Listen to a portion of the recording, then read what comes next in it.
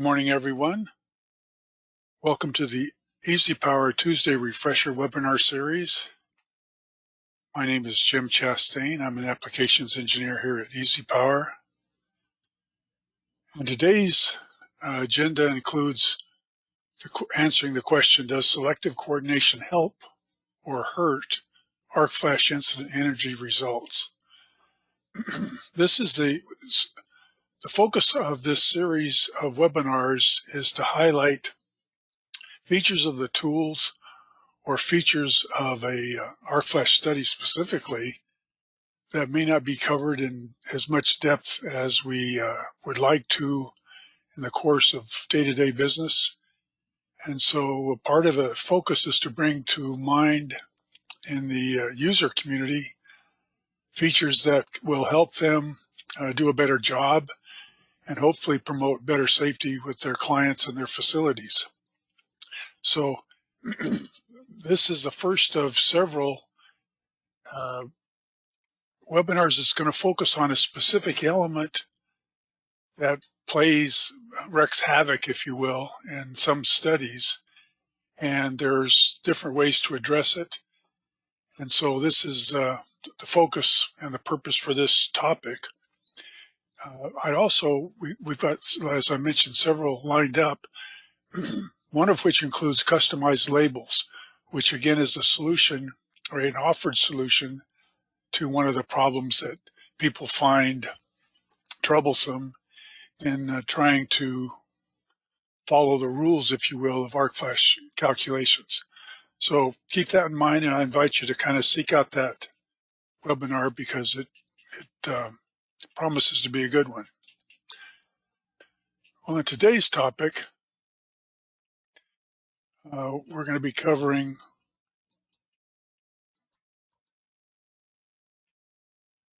a description of selective coordination and kind of what the purpose is, and then utilize the tools to verify using TCC plots that are a wealth of information if you know what to look for, and measure how the effect of coordination may or may not impact upon incident energy calculations, and then try to offer some mitigation alternatives. So as a method to entice better engagement with the audience, I'd like to run a couple poll questions. And if you would please participate by responding within your opinion, if we will. First question is, typically do your Arcflash studies include protective device coordination? And again, there's no obligation or liability, just trying to get some feedback. Part of the reason for this question is that frequently I run into discussions with users of the tools where the client may have a specific list that they want to address during an Arcflash study, and it may or may not include things like coordination or equipment duty calculations. So that's the reason for the question. Looks like we have a quorum. Here's how we've responded in this case. So it looks like it's something that's included, and I think that's a good thing. And it does depend upon the client, so we'll kind of get into that as we go along. My next question is, have you experienced a situation where selective coordination did impact the results of incident energy calculations? And again, this is not anything that's binding or trying to hold you to a point. It's just trying to get some feedback as to whether or not you've experienced this situation. And it comes up frequently in my discussions with tool users, so I would not be surprised. All right, looks like we have a quorum. So yeah, there's a large number of attendees that run into this, so hopefully we'll be able to bring some value to the conversation. And just as a real quick side note, how many are familiar with zone selective interlocking? as a mitigation tool. And again, just checking to see who's familiar with it, who's heard of it. All right, looks like we have a quorum. So it looks like about 50% have split with have heard of it, and less than 15% are saying no, they haven't. So good, something for everybody. Thank you for participating, and let's get on with the show. So just a real brief overview. Coordination is the study of the system's characteristics to determine the optimum device settings for system protection. And the idea is to coordinate the protection of system components and circuits to achieve minimum circuit interruption for different types and magnitudes of faults. That brings up a good point. We'll not digress.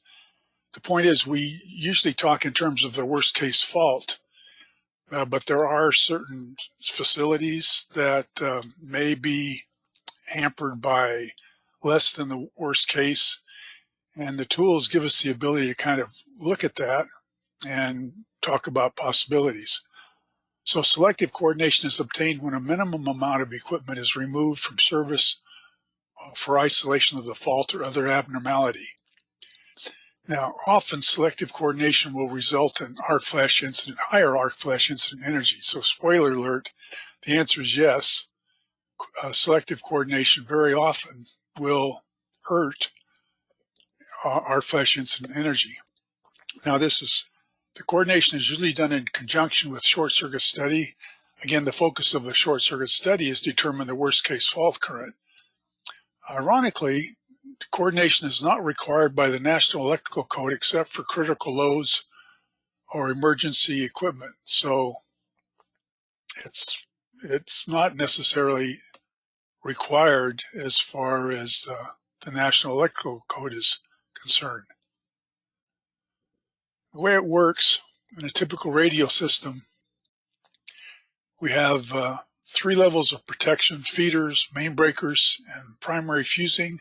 If we get a remote fault on one of these panels or loads, that fault current will be felt by all 3 levels of protection. And any one of the 3 could fault, in which case we would lose either the whole plant or at least a significant amount of loads on this distribution panel, or in best case, isolate to the only fault that we care about. And so finding a way to make sure that this feeder breaker is going to be the first to trip is the whole focus of coordination. And the tool that helps us do this is time current characteristic curves. And for those that haven't seen them, it's something they should be wanting to take better advantage of. And with a few bits of information, this is a relatively valuable tool to use, and it becomes obvious what's going on if you know how to read the charts.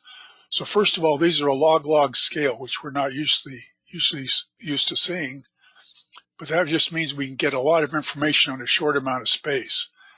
And then secondly, the axes are reversed. Time is on the vertical axis, and current is on the horizontal axis. The plots that are on here represent different, in this case, different protective devices. The gray plot is the typical plot for a multi-case circuit breaker.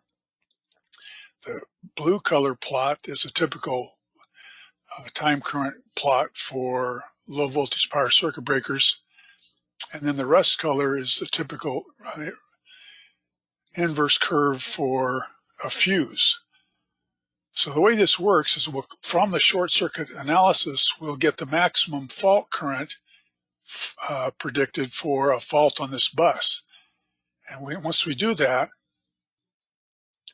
we plot that curve. So in this case, we've calculated a 5,000 amp fault if this bus faults. And where this 5,000 amp line intersects the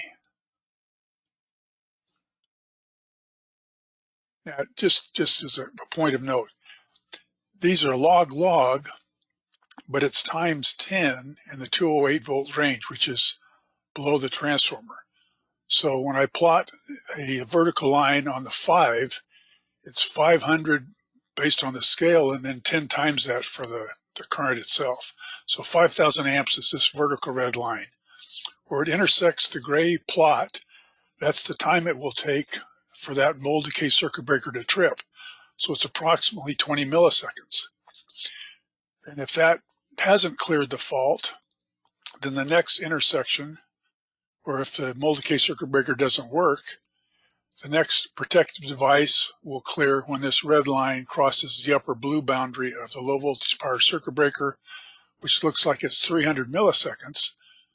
And then if neither of one of those clears the fault, then the intersection with the fused curve looks like it's about 80 seconds. So in this case, we do have series coordination or selective coordination for that particular fault or that particular load. Now, combined to this, the other factors that can be plotted on a TCC curve, for instance, a motor start curve looks something like this chair, and it represents the properties of a motor during the starting process, where it accelerates during the lower portion, and then normal operations is the upper portion of the current, assuming of the time plot. And the tool shows me what the full load current is for normal operations and what the maximum inrush or starting current is for locked rotor operations. So my job then as a coordination engineer is to make sure that any time current plot that occurs to the right of the chair may interact with a protective device to protect the motor from damage. Then probably as important as any other load is the damage curve for a transformer. And so that's what these two parallel lines are up here on the plot. The dotted line is the 100% damage curve. The solid line is a 58% derating curve for a ground fault, and it's for primary protection only. So the point is you get a lot of information, and it's helpful on more than just Arcflash and coordination. So I would refer you to the 4-part series we have, Introduction to Arcflash, Introduction for Protective Device Coordination, where we spend 4 hours talking about all these details. Okay, so let's see how this affects the coordination. The coordination results affect the incident energy. So here we have a typical radial system, and in the process of checking out the incident energy, I'll go to short circuit focus, half cycle current, plot all the buses or fault all the buses, and look at incident energy. And with this, we have 9.2 calories on these two motor control centers, 0.8 calories here, 1.2 calories over here, and 14 calories on switchgear 2A, which does not seem that bad. In fact, it looks pretty decent up here on 3.8 calories on the primary of the transformer. But what do we have as far as coordination? Well, if we kind of look at this, I'm going to go to coordination, open the plot. I guess I haven't opened it. And what we see is we have relatively decent Arcflash incident energy at this location, but we can tell by looking at the TCC curves, things are miscoordinated considerably. For instance, the BL2C breaker, the mold decay circuit breaker, is way away from the motor starting curve. The green relay, which is up at the top of our one line, is tripping next on this max current. So if we get a fault on this bus, chances are pretty good it's going to take down the whole system. So I'm going to invoke Smart PDC, which will give me an optimum setting of coordination. And as I do that, it moves the relay up and pulls the magenta breaker down. But look what it does to my instant energy. It took it through the roof. And now we're left in a quandary trying to figure out what to do.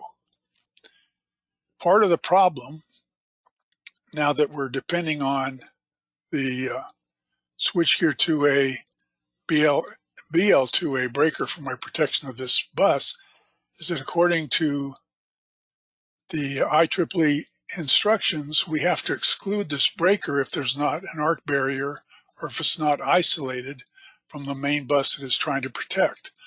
So in this case, we can't use BL2A properties to calculate instant energy. So that gives us a headache.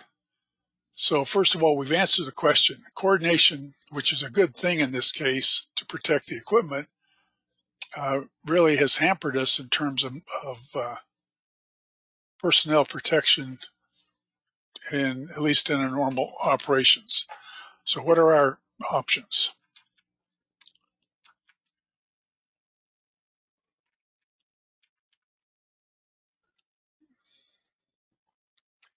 So the one obvious solution is to move the main breaker from switchgear 2A outside of the box that is the switchgear itself. And the reason for this is the stipulation in IEEE 1584 that to exclude the main breaker when an upstream protective device that's isolated from the enclosure can limit instant energy for that enclosure. In other words, if it's outside of the enclosure for the switchgear, then we can use it.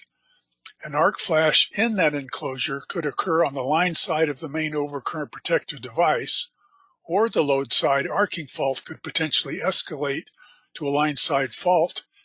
And so only a OCPD can only limit instant energy downstream and within the sufficiently separated or isolated compartment. So as a note, a side note, most 480 volt panels in the United States are affected by this. They don't have a barrier between the incoming conductors to the main breaker. And so one possibility is to literally pull this breaker out, outboard it in a separate enclosure by itself, and feed through as a main lug only to this downstream breaker, a downstream bus. And then we can use the properties of the breaker for instant energy calculation. Now, that may be possible, but it's just a recommendation. Then a second alternative is to use short circuit trip units with improved technologies. And specifically, I'm talking about maintenance mode or zone selective interlocking. Now, while we're at it, zone selective interlocking in maintenance mode applied to the main breaker while it's still in the same enclosure as the main bus cannot be used for arc flash calculations because we're still excluding the main breaker. So therein lies the catch-22. So to modify short circuit trip settings in EasyPower, we open the dialog box for the breaker that we want to isolate. We go to the phase trip tab, and we invoke, in the case of a GE breaker, this checkbox down here called Reduce Energy Let Through. And that allows us to set the pickup for that element at a much quicker location than it would be in normal operations. Usually well, they're also labeled arms or maintenance mode. GE just uses the reduced energy let through nomenclature as a trademark issue. The short-term change in parameters is indicated, or when it's in effect, by a front panel switch or a light on the faceplate when electric control signals have been activated to the back panel. And what it gives is temporary instantaneous settings. One disadvantage is we have to reset it after use because, again, it's maybe too sensitive for normal operations. So that's my maintenance mode. And let me just kind of look at this real quick. It's interesting to note and to observe this in the tool because, again, the value of the time current characteristic curves is highlighted. So let's open up.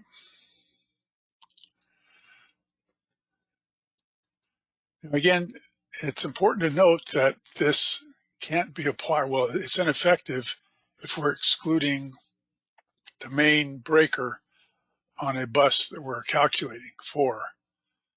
So what I want to do is show these two breakers in operations. Go to coordination, plot the TCCs. Now in normal operations, if this bus faults, the instant energy looks like this. And if we highlight maintenance mode or turn maintenance mode on, it brings it down to less than 4 calories. And again, what it is doing is changing the instantaneous trip settings for both breakers, and we lose some coordination if a fault occurs, but at least we have workers that are safe running on this in this method or this condition. Okay, so that's maintenance mode. I want to talk about zone selective interlocking as another alternative. The biggest advantage in zone selective interlocking is the fact that you don't lose coordination. So let me just kind of highlight it and give you some food for thought.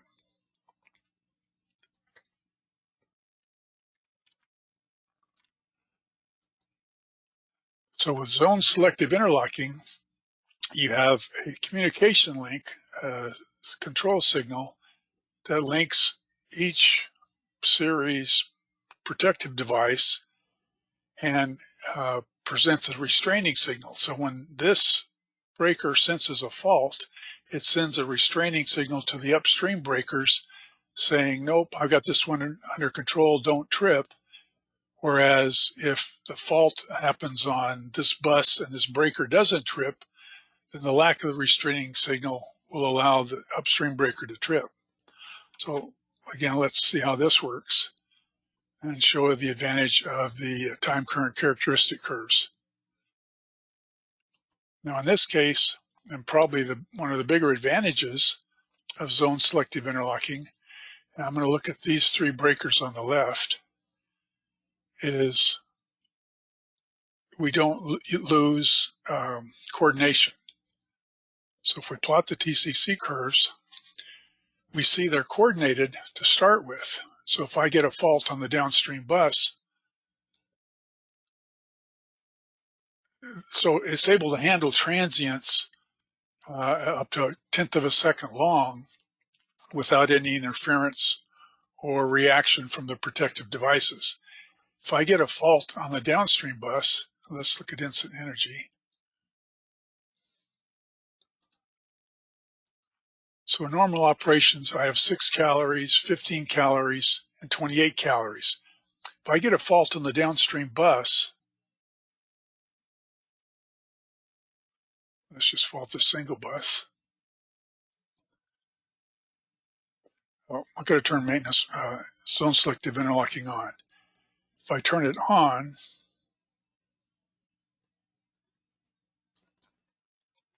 with the downstream bus faulted, that breaker will trip faster and the other two breakers retain their original settings, and consequently I still maintain coordination. If I get a fault on the bus above panel board, the second breaker trips, or BL3, and again, apparently it was a fault that wasn't detected by BL4, and so only the loads below BL3 will receive the benefit. So that's brought us down considerably. Then if we have a fault that's not detected by the bottom two, then the top breaker trips and it gives us 4.5 calorie protection, anything below that.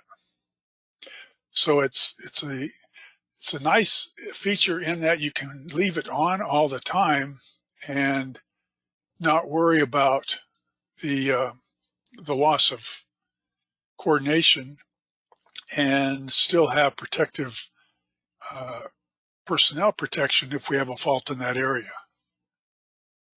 So real briefly, the mitigation alternatives include moving the main breaker, which frankly is recommended if it's at all possible, and or using short-term or solid-state trip characteristics with improved technologies, which include zone selective interlocking or maintenance mode. Now, there are other options for temporary mediation of instant energy listed in the National Electrical Code, and I'm not going to cover those. We'll touch on them in other features. I do want to make a point that at first blush, you may think, well, I can just go in and change temporarily the short-term pickup on my breaker, on my relay or breaker, and this is specifically excluded by the National Electrical Code. It's basically a manual adjustment of the trip settings, and real time is not allowed. So be aware. So again, Arcflash study should include, I think, a sequence of events report at the very minimum. And if that indicates we have some problems with coordination, then a coordination study should be indicated. When at all possible, isolate the main breaker to improve the Arcflash protection, and consider retrofit for solid-state trip units as an alternative mitigation method. So I'll take a couple minutes to see if there's any questions. Appreciate your attendance today. Hope everyone has a good week, and we'll talk to you later.